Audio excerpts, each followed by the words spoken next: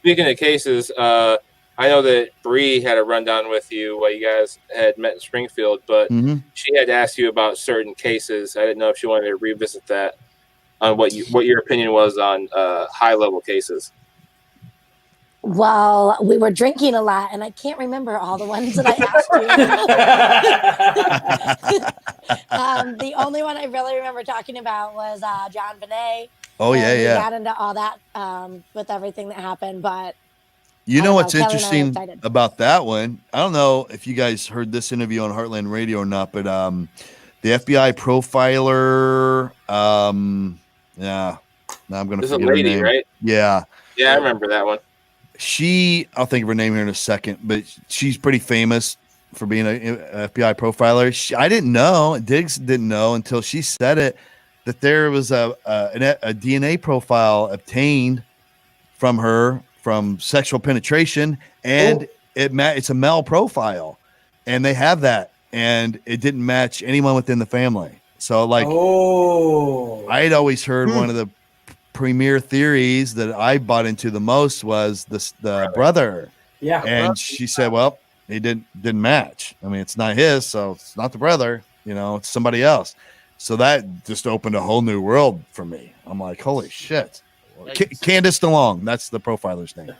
Candace DeLong. And we were talking about that because you told me about that theory, and I had heard that, but I heard off of that there was, they just had that big Christmas party. Her parents were so weird with her anyway, and she was in all the shows and always dressing up. So I was like, she would have had, whoever was doing this to her had prime opportunity to do it at that party, and nobody could have known. And then I want to say, it's been so long since I've watched it, but didn't she wake up that night not long after she had gone to sleep, and she had wet the bed? Yeah. Which is a telltale sign, not always, but sometimes. And I think what happened, when she woke up, she's crying, she's, whatever. I was super annoying when I was a little kid. My brother hated me. He'd hit me in the face and be like, go back to bed and whatever. And it was done. What if he hit her with something? Didn't mean to be like, I'm going to kill you. Right. But he did. And it could have all been tied in, but that might not be related to the murder.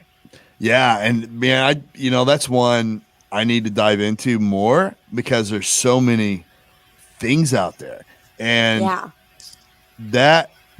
there's definitely a weird dynamic there within the family and usually, I'm just a big believer of there's no such thing as coincidences in murder investigations. Like, if you smell something's not right, it may not be the reason the murder happened, but there's something there. There's a reason it smells bad, because something's rotten. And, maybe there was some abuse that's not related to the murder or something. Yeah. But there's that weird dynamic, like, there's a lot of questions that need to be answered that haven't been, in my opinion. Right. So, I agree with that. Yeah. Well, and even back then when they did those shows, it's not like it is now where there's all this security and they're checking everything out. There were like weirdos that would just go sit there. It was a weird time. Like, it wasn't like it is now. I know. And they immediately lawyered up right away. And I get it. They're rich people. Rich people tend to do that more. But it was weird. It's like immediately, we're not talking to anybody. Our rich lawyer said not to do that. Everybody thought that was weird at first. There's just so many things. Like, that case will never be solved. It doesn't make any sense to me. Like, she was killed in her own home. Yeah, and her mom wrote that ransom note, and it was so weird. Everything about it was just so weird that it's like, no matter what happened, that they know. Yeah. Yeah, you're right. Yeah. It's just weird. The whole thing's weird. OJ did it. Well, and I was going to tell you, because Tanner, you said that you don't like documentaries. No, not usually. My sound was all messed up, so I couldn't tell you. But you need to watch Abducted in Plain Sight for your first documentary. What is it? That's another good one. Objected in Plain Sight? No, Abducted. Abducted in Plain Sight. All right. You will sit there. Yeah, you will watch it. And remember when I told you that? Explode. Yeah, remember when I told you that we always look for ones where it has fucking ridiculous people you can just roast for days? That's chock full of. Well, and my dislike for documentaries kind of comes like the Making a Murderer one. Yeah. That one hits home a little bit because I know people who were part of that investigation. Because really? Family over there, and yeah, I'm not gonna start talking, but they exploited the fuck out of Manitowoc County, and I don't know what you guys think about people from northern Wisconsin. Todd, you obviously had running with them.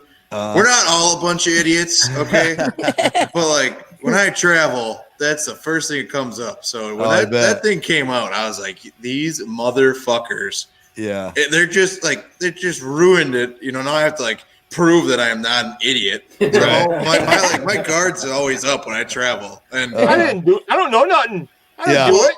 Like, I mean, hopefully you can understand I'm not a total fucking idiot, but honestly, people think you are when you travel. Like, oh yeah, I'm not far from there. Well, same way with North Dakota people. Fargo, that movie. Fargo. Yeah, they had to fight that stereotype for a long time. Still do, I imagine. Yeah. So when there's a bit of exploitation, that's what bothered it for me, and it kind of just I clumped it all in one thing.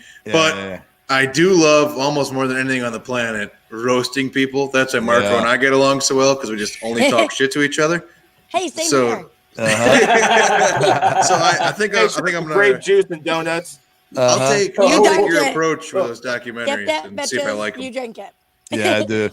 Evil Genius and Abducted in Plain Sight, and probably Don't Fuck with Cats. 3 big ones. It's just chock full of people that you love. The fucking that Cats one. That's a documentary. Yeah. I thought that was just like a stupid Netflix show. Yeah. No, oh my God. I told Marco that. He's like, let's watch Don't Fuck with Cats. And I'm like, is this a comedy? And he's like, yeah, Bree, let's watch it. So it starts, and I'm like, putting this cat in a bag, and I'm like almost crying. I'm like, what did you make me watch? I thought it was about Cats the musical or something because it came out like right after it was. I will say that I watched 10 minutes of it. Also, Don't Fuck with Cats. It's the musical. Don't fuck with it. It's awful. Yeah. Is he? Oh God, I'm so sorry, Brian. Don't invite me to your career day.